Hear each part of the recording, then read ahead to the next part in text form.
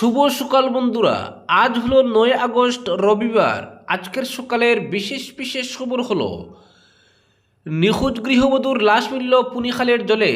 মধ্যতলার Jibangram GP ও ভুবনডোর জিপির মধ্য দিয়ে বয়ে চলা পুনিখালের জল থেকে তপতি চক্রবর্তী নামের এক নিখোঁজ গৃহবধূর লাশ উদ্ধারের ঘটনায় এলাকা জুড়ে তীব্র চাঞ্চল্যের সৃষ্টি হয়েছে। ঘটনাটি ঘটেছে শনিবার দুপুর 2টা নাগাদ ভুবনডোর ফরেস্ট ভিলেজ গ্রাম সংলগ্ন পুনিখালের জলে। উল্লেখ্য, তপতি চক্রবর্তী ভুবনডোর ফরেস্ট ভিলেজ গ্রামের বাসিন্দা রবীন্দ্র চক্রবর্তীর স্ত্রী। শুক্রবার দোলাই থানায় স্ত্রী তপতি চক্রবর্তীর নিখোঁজ সংক্রান্ত মামলা দায়ের করে রবীন্দ্র চক্রবর্তী বলেন, বৃহস্পতিবার রাত 1:30 নাগাদ তার স্ত্রী আচমকা বাড়ি থেকে নিখোঁজ হয়ে যান। রাত থেকেই তারা খোঁজাখুঁজি শুরু করলেও তার হদিশ বের করতে ব্যর্থ হন তারা।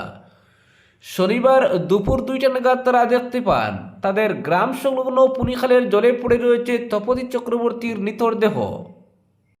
এদিকে খবর পেয়ে এদিন দোলাই থানার পুলিশ ঘটনাস্থলে ছুটে গিয়ে তপতি চক্রবর্তীর লাশ পুনিখালের জল থেকে উদ্ধার করে ময়নাতদন্তের জন্য শিলচর মেডিকেল কলেজ হাসপাতালে পাঠিয়ে দেয়।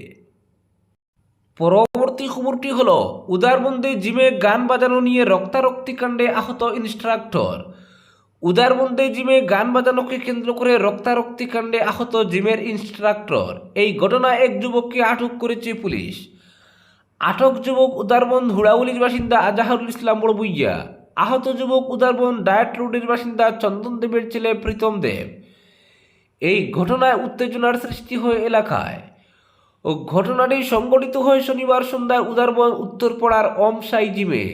এদিন ওই জিমে গান বাজিয়ে ব্যায়াম করেছিলেন সবাই। সে সময় জিমে ব্যায়াম করতে আসেন উদারবন হুড়াউলির বাসিন্দা আজাহারুল ইসলাম বড়বুইয়া। তিনি ওই গান বন্ধ করার দাবি করেন জিম ইনস্ট্রাক্টর প্রীতম দেবকে। উত্তরে প্রীতম বলেন, ভক্তিমূলক গান বাজিয়ে ব্যায়াম করা তো ভালো, কিন্তু আজাহারুল এতে আপত্তি তুলে বলেন তার এই গানে আপত্তি আছে। এ নিয়ে কথা কাটাকাটি হয়ে তীব্র হয়ে উঠলে আজহারুল এক সময় প্রীতমকে ধাক্কা মেরে ফেলে দিন বলে অভিযোগ। এতে প্রীতমের মাথা ফেটে যায়। লোকজন ছুটে আসেন, পুলিশকে খবর দেওয়া হয়। এদিন রাতে আজহারুলের নামে উদারবন থানায় এক এজাহার করা হয়। এই ঘটনা নিয়ে তীব্র উত্তেজনা বিরাজ করছে এলাকা জুড়ে। ঘটনার খবর পেয়ে উদারবন থানায় ছুটে আসেন ডিএসপি দিলরাজ পাঠক। তিনি এসে উদারবন উত্তরপাড়ার সাই জিমে গিয়ে ঘটনার তদন্ত করেন। অন্যদিকে এই ঘটনা চাউর হতেই উদারবন থানায় ভিড় জমাতে শুরু করেন স্থানীয় বাসিন্দারা। পুলিশ ঘটনার তদন্ত শুরু করে প্রকৃত দোষীকে শাস্তি প্রদানের দাবি তুলেন জনগণ। পরবর্তী খবরটি হলো বেহাল জাতীয় সড়ক, নিম্নমানের কাজের অভিযোগে রাস্তায় নেমে প্রতিবাদ বদরপুরে। কোটি কোটি টাকা ব্যয়ে নির্মাণ করা জাতীয় সড়ক মাত্র কয়েকদিনের মধ্যেই বেহাল হয়ে পড়েছে। বড় সড়ক প্রশ্নের মুখে পড়েছে বদরপুরের 37 নম্বর জাতীয় সড়ক। প্রায় 28 কোটি টাকা ব্যয়ে মালুয়া থেকে 5 গ্রাম পর্যন্ত জাতীয় সড়কের উন্নয়নমূলক কাজ করা হলেও স্থানীয়দের অভিযোগ, কাজ শেষ হওয়ার মাত্র 10 দিনের মধ্যেই রাস্তার বিভিন্ন অংশে ফাটল, ভাঙন এবং বড় বড় গর্তের সৃষ্টি হয়। বর্তমানে কোথাও কোথাও সেই গর্ত পুকুরের আকার ধারণ করেছে, ফলে চরম দুর্ভোগের শিকার হচ্ছেন সাধারণ মানুষ।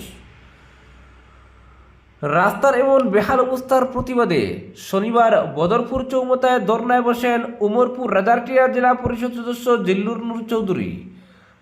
তার সঙ্গে ধর্নায় অংশ নেন চৌধুরী উসমা মবরুর, মুস্তফা আহমেদ, মইনুল হক, তুফাইল আহমেদ সহ আরও বেশ কয়েকজন স্থানীয় বাসিন্দা। ধর্নাস্থল থেকে NHIDCL হায় হায় স্লোগানে সরব হয়ে ওঠে এলাকা। রাস্তার নিম্নমানের নির্মাণ কাজের বিরুদ্ধে ক্ষোভ প্রকাশ করেন আন্দোলনকারীরা।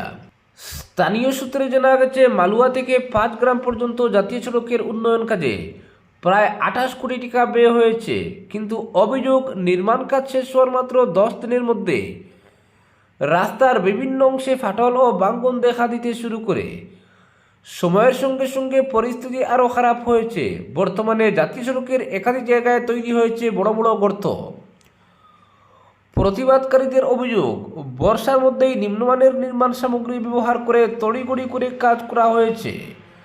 রাস্তা নির্মাণের গুণগত মান নিয়ন্ত্রণ এবং কাজের যথাযথ তদারকির ক্ষেত্রেও ব্যাপক গাফিলতি ছিল বলে অভিযোগ উঠেছে। বিশেষ করে বাইক ও ছোট গাড়ির চালকদের জন্য রাস্তার গর্তগুলি বিপজ্জনক হয়ে উঠেছে। যে কোনো সময় বড়সড় দুর্ঘটনা ঘটতে পারে বলে আশঙ্কা করছেন স্থানীয়রা। এর পাশাপাশি রাস্তার উপর ছড়িয়ে থাকা ধুলোবালির কারণে একদিকে যেমন দুর্ঘটনার আশঙ্কা বাড়ছে, অন্যদিকে ধুলোয় কার্যত অতিষ্ঠ হয়ে পড়েছেন স্কুল কলেজের পড়ুয়া, পথচারী ও আশপাশের বাসিন্দারা। প্রতিবাদকারীদের প্রশ্ন, প্রায় 28 কোটি টাকা ব্যয়ে নির্মিত একটি জাতীয় সড়ক যদি মাত্র 10 দিনের মধ্যেই ভেঙে পড়ে, তাহলে এর দায়িত্ব নেবে কে? নিম্নমানের কাজের অভিযোগ সত্য হলে এর জন্য দায়ী ব্যক্তি বা সংস্থার বিরুদ্ধে কী ব্যবস্থা নেওয়া হবে? সরকারি অর্থের এমন কথিত অপচয়ের অভিযোগের পূর্ণাঙ্গ তদন্ত করে প্রকৃত সত্য সামনে আনার পাশাপাশি দোষীদের বিরুদ্ধে কঠোর ব্যবস্থা নেওয়ার দাবি উঠেছে বদরপুরে। পরবর্তী খবরটি হলো, ডাক্তারি পাশ করলেই গ্রামে 1 বছর চিকিৎসা বাধ্যতামূলক, দেশ জুড়ে অভিন্ন নীতির পক্ষে সুপ্রিম কোর্ট। ডাক্তারি পড়াশোনা শেষ করার পর চিকিৎসকদের 1 বছর গ্রামাঞ্চলে পরিষেবা দেওয়া বাধ্যতামূলক করা হবে কিনা সেই প্রশ্নে দেশ জুড়ে অভিন্ন নীতির প্রয়োজনীয়তার কথা বলল সুপ্রিম কোর্ট। রাজ্যভেদে আলাদা নিয়মের পরিবর্তে গোটা দেশের জন্য একটি একক নীতি তৈরি করা যায় কিনা কেন্দ্রকে তা গুরুত্ব দিয়ে বিবেচনা করতে বলেছে শীর্ষ আদালত। বিচারপতি PS নরসিংহ এবং বিচারপতি অলোক আরাদের বেঞ্চে মামলাটির শুনানি হয়। আদালতের পর্যবেক্ষণ, চিকিৎসাবিদ্যার ছাত্রছাত্রীদের শুধুমাত্র পেশাগত দায়িত্বই নয়, দেশ গঠনেও ভূমিকা রয়েছে। তাই প্রশিক্ষিত চিকিৎসকদের গ্রামীণ ও প্রত্যন্ত এলাকায় পরিষেবা দেওয়ার বিষয়টি নিয়ে একটি সর্বভারতীয় নীতি থাকা প্রয়োজন। তবে শুনানিতে সুপ্রিম কোর্ট গোটা দেশের চিকিৎসকদের জন্য এখনই বাধ্যতামূলক গ্রামীণ পরিষেবার নির্দেশ দেয়নি, বরং এই বিষয়ে কেন্দ্রের অবস্থান জানতে চেয়েছে আদালত। কেন্দ্রের সলিসিটর জেনারেল সরকারের সঙ্গে আলোচনা করে বিষয়টি নিয়ে আদালতকে জানানোর জন্য সময় চেয়েছেন। সেই আবেদন মঞ্জুর করে 3 সপ্তাহ পরে মামলাটির পরবর্তী শুনানি ধার্য করেছে আদালত। মামলাটির সূত্রপাত কর্ণাটকের বাধ্যতামূলক সরকারি পরিষেবা সংক্রান্ত নিয়মকে কেন্দ্র করে। কর্ণাটকে চিকিৎসাবিদ্যার পড়ুয়াদের স্থায়ী চিকিৎসক হিসেবে নথিভুক্তির আগে 1 বছর সরকারি গ্রামীণ পরিষেবা দেওয়ার বিধান রয়েছে। কর্ণাটকের 2012 সালের বাধ্যতামূলক পরিষেবা প্রশিক্ষণ সংক্রান্ত আইন এবং 2015 সালের বিধি অনুযায়ী সরকারি বিশ্ববিদ্যালয় কিংবা বেসরকারি ও ডিমড বিশ্ববিদ্যালয়ে সরকারি কোটার আসনে ভর্তি MBBS, স্নাতকোত্তর এবং সুপার স্পেশালিটি পড়ুয়াদের 1 বছর সরকারি পরিষেবা দেওয়ার নিয়ম রয়েছে। এই পরিষেবা সম্পূর্ণ করার পর প্রয়োজনীয় অনাপত্তি শংসাপত্র দেওয়া হয়। সেই শংসাপত্রের ভিত্তিতেই কর্ণাটক মেডিকেল কাউন্সিলে স্থায়ী নথিভুক্তির সুযোগ মেলে। তবে বিতর্ক নতুন মাত্রা পায় 2023 সালের 28 জুলাই কর্ণাটক সরকারের একটি বিজ্ঞপ্তির পর। ওই বিজ্ঞপ্তির মাধ্যমে বেসরকারি ও ডিমড বিশ্ববিদ্যালয়ের বেসরকারি আসনে ভর্তি পড়ুয়াদের ক্ষেত্রেও বাধ্যতামূলক গ্রামীণ পরিষেবার শর্ত কার্যকর করা হয়। এই সিদ্ধান্তকে চ্যালেঞ্জ করে কয়েকজন মেডিকেল পড়ুয়া সুপ্রিম কোর্টের দ্বারস্থ হন। তাদের যুক্তি, সরকারি কোটায় ভর্তি হয়ে তুলনামূলক কম খরচে পড়াশোনা করা পড়ুয়া এবং বিপুল অর্থ ব্যয় করে সম্পূর্ণ বেসরকারি আসনে মেডিকেল শিক্ষা নেওয়া পড়ুয়াদের একই নিয়মের আওতায় আনা যুক্তিসঙ্গত নয়। আবেদনকারীদের দাবি, সংবিধানের 14 নম্বর অনুচ্ছেদের দৃষ্টিতেও এই 2 শ্রেণীর পড়ুয়ার মধ্যে যুক্তিসঙ্গত পার্থক্য রয়েছে। তাই বাধ্যতামূলক গ্রামীণ পরিষেবা সংক্রান্ত হলফনামা ছাড়াই তাদের শংসাপত্র দেওয়ার এবং কর্ণাটক মেডিকেল কাউন্সিলকে স্থায়ী নথিভুক্তির অনুমতি দেওয়ার আবেদন জানানো হয়েছে। পরবর্তী খবরটি হলো, লরি ভেসে প্রায় 5 ঘন্টা বন্ধ থাকলো বরাক গুয়াহাটি সংযোগী 6 নম্বর জাতীয় সড়ক। শনিবার ভোরে মালিডহর এলাকায় ঘটে এই ঘটনা। পরে এক্সকেভেটর দিয়ে লরি দুটি সরানোর প্রায় 5 ঘন্টা পর ফের যান চলাচল স্বাভাবিক হয়। বেশ কমাস থেকে বিধ্বস্ত অবস্থায় রয়েছে 6 নম্বর জাতীয় সড়কের কালাইন মালিডহর অংশ। রাস্তার স্থানে স্থানে রয়েছে বিশাল বিশাল গর্ত, আর এসব গর্তের জল কাদা মারিয়ে ঝুঁকি নিয়ে কমাস থেকে চলছে গাড়ি।